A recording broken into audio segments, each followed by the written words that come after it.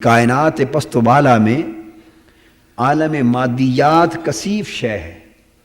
یہ شجر حجر نباتات حیوانات جن یہ عالم مادیات یہ کثیف شے ہے.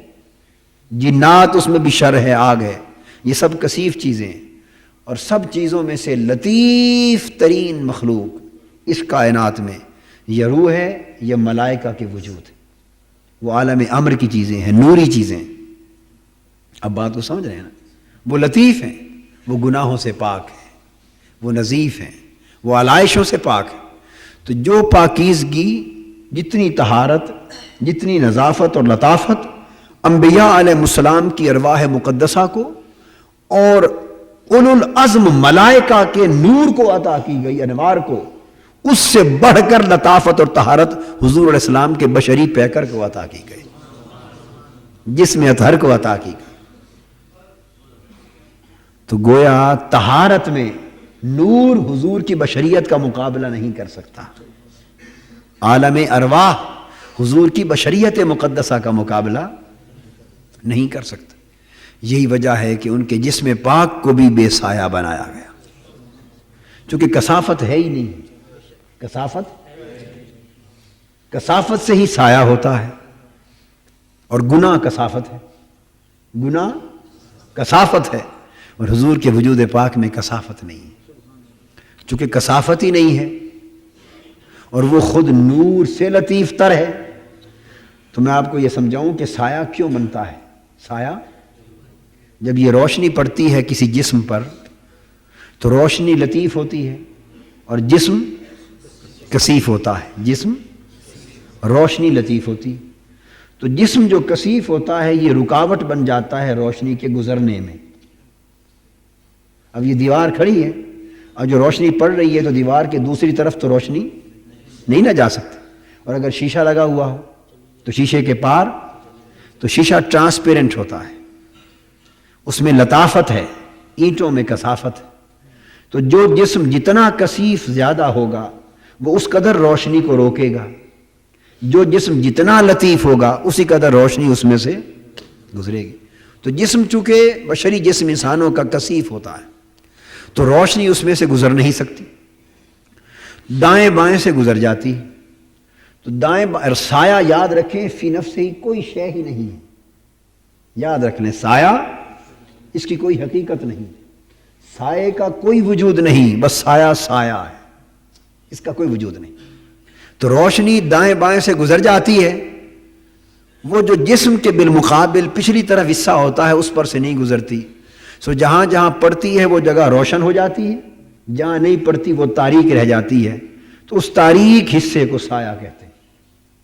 تاریک حصے کو، وہ جسم کے رکاوٹ بن جانے کی وجہ سے تاریک رہ جاتا ہے. تو جسم چونکہ روشنی سے کثیف ہے اس لیے سایہ بنتا ہے.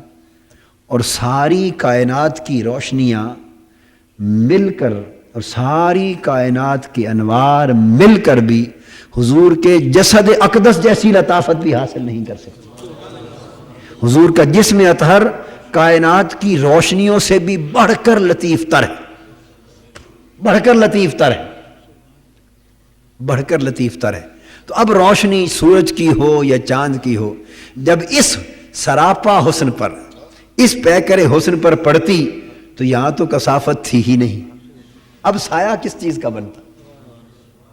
اب سایہ بولیے نا کس چیز کا بنتا؟ مکھی ہے وہ بھی کثیف کثافت پہ بیٹھتی ہے، کثافت پہ، اس لیے جسد اطہر میں کثافت تھی نہیں سو مکھی بھی کبھی نہ بیٹھی. کثافت نہ تھی سو سایہ بھی کبھی نہ بنا. یہ جو ہم خوراک کھاتے ہیں، یہ خوراک جب کھاتے ہیں تو حلال طیب اور پاک ہوتی ہے یا ناپاک؟ بولیے. آپ کو ہم اپنے وجود کی حقیقت کو سمجھیں کہ ہم کیا ہیں، کس پہ فخر کرتے پھرتے. یہ پھل کھانا، پانی، روٹی، خوراک، لباس، خوراک، جو کچھ آپ کھاتے ہیں پاک حلال طیب خوشبودار چیز ہے. آپ کے جسم میں جاتی ہے تو اس جسم کی صحبت اس کے بہت سے حصے کو ناپاک کر دیتی اور وہ غلیظ اور نجس فضلہ بن کے آپ کے جسم سے نکلتا ہے. آپ نفرت کرتے ہیں اس سے، بدبو آتی ہے، اس سے نفرت کرتے ہیں کرتے ہیں نا نفرت. ہائے کبھی سوچا کہ یہ تو وہی پاک کھانا تھا جب تک آپ سے باہر تھا, اس کے تو نجس بنایا ہی آپ نے. جب تک آپ کے اندر نہ گیا تھا یہ پاک تھا, اسی سے خوشبو آتی تھی, اسی کی مہک تھی, اسی میں کشش تھی. اب اس کو نجس اور پلید بنایا کس نے؟ آپ ہی کے جسم کی صحبت نے بنایا, ہمارے جسم کی صحبت نے بنایا. یہ چند گھڑیاں ہمارے اندر رہ گیا اور پلید ہو گیا. اندازہ کر لیں کہ اندر کا حال کیا ہے, اندر کا حال کیا ہے. اب ہم اس سے نفرت کرتے ہیں, یقیناً نفرت کرتے ہیں. ناپاک ہو گئی, نجس ہو گئی, غلیظ ہو گئی. تو یہ پاک شے ہمارے اندر رہی, ناپاک ہوئی, تو وہ ناپاکی اندر پیدا ہوئی. اس کے اندر یہ کثافتیں ہیں, ہمارے اندر کی کثافتیں. سو حضور کے جیسے جسد اطہر میں چونکہ کثافت نہ تھی, کثافت نہ تھی, تو وہ کھانا جب حضور کے جسم اقدس کے اندر جاتا, تناول فرماتے, تو تناول فرمانے سے پہلے تو اس کی خوشبو عام ہوتی تھی جو کھانوں کی ہوتی ہے, اور جب جسد پاک سے نکلتا تھا خوشبو بڑھ جاتی تھی. گلاب کے پھولوں کا ڈھیر ہو, اس کے ساتھ مٹی رکھ دیں اور 2-4 گھنٹے گھل مل کے پھول اور مٹی پڑے رہیں, تو پھول ہی رہیں گے. مٹی بھی پھول تو نہیں بن جائے گی, پر کوئی پھولوں کی خوشبو لے گی کہ نہیں لے گی؟ لے گی نا. تو صحبت کا اثر ہوتا ہے. یہ لوہے کے ٹکڑے مقناطیس کے ساتھ اگر رگڑتے رہیں تو لوہا مقناطیسی اثر لے لیتا ہے. خود مقناطیس نہ بنے پر مقناطیسی اثر تو لیتا ہے کہ نہیں لیتا؟ یہ تو رگڑنے کی بات ہے. مقناطیس مضبوط ہو تو اس کا ایک حلقہ ہوتا ہے, اس کا ایک حلقہ ہوتا ہے. اس دائرے میں بھی کوئی آ جائے تو اسے بھی اثر چڑھ جاتا ہے, اس سے بھی اثر چڑھ جاتا ہے.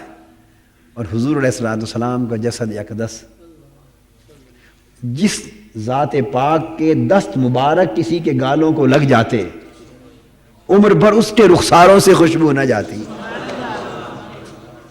جس کے سر کے بالوں پر بچپن میں حضور کا دست اقدس لگ گیا, وہ جوانی بڑھاپے تک اس کی خوشبوئیں ختم نہ ہوئی. اور ایسے صحابہ ہوئے جو کہتے ہیں بڑھاپے کی عمر میں کہ بچپن میں گلی میں کھیل رہے تھے ہم, حضور علیہ السلام گزرے, ہم دوڑ کے آقا کی دستبوسی کے لیے آئے. اور حضور علیہ السلام کا ایک معمول تھا کہ وہ بچوں کو یوں پیار دیتے کہ اپنے دونوں ہاتھ ان کے رخساروں پہ ملتے. قربان جائیں, ان بچوں کے رخسار کتنے خوش قسمت تھے, کیسے خوش بخت تھے, خوش نصیب تھے. ہائے ہائے, وہ کیا زمانہ تھا, وہ کیا لمحے تھے, وہ کیسے بچے ہوں گے جن کی گالوں پر حضور کے ہاتھ لگتے ہوں. ایک صحابی کہتے ہیں بچپن میں حضور کا دست اقدس میرے گالوں پر لگا, اس سے ایک ٹھنڈک ملی.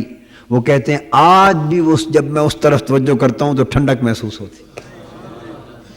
تو مقصد یہ ہے کہ جس جسم کو فقط ہاتھ لگ جائے دست مبارک, اس کی خوشبو عمر بھر نہ جاتی تھی.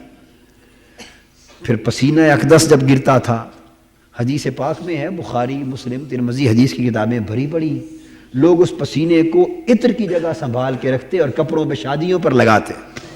ہائے ہائے, تو سارا نظام بدل گیا تھا نا وہاں آ کر, اس لیے کہ وہاں لطافتیں تھیں, یہاں کثافتیں ہیں. تو پسینہ بھی خوشبو کی جگہ استعمال ہوتا. اور جس راستے سے حضور گزر جاتے, یہ سب بشری پیکر ہی تھا نا جو گزرتا تھا, یہ اسی پیکر بشریت کی خوشبوؤں کی بات ہو رہی ہے. تو جس راستے سے گزر جاتے اور لوگوں کو پتہ نہ ہوتا کہ آقا کدھر گئے ہیں, وہ صرف ہواؤں کی خوشبو سونگھ کر اس طرف چلے جاتے, حضور کو تلاش کر رہے. تو جس جسم اطہر کے ظاہر کا یہ عالم ہو, جس جسم اطہر کے ظاہر رخ کا یہ عالم ہو کہ جو مس ہو جائے اس کی خوشبوئیں ختم نہ ہوں, تو اس کے رخ باطنی کا عالم کیا ہوگا, اس جسم پاک کے باطن کا عالم کیا ہوگا, جہاں سے یہ خوشبو پھوٹ رہی تھی. اس قدر پاک پیکر, جسم کی لطافت اور جسم کی طہارت کا یہ عالم. تو پھر آپ اندازہ کر لیں کہ پھر قلب کی لطافت و طہارت کا عالم کیا ہوگا.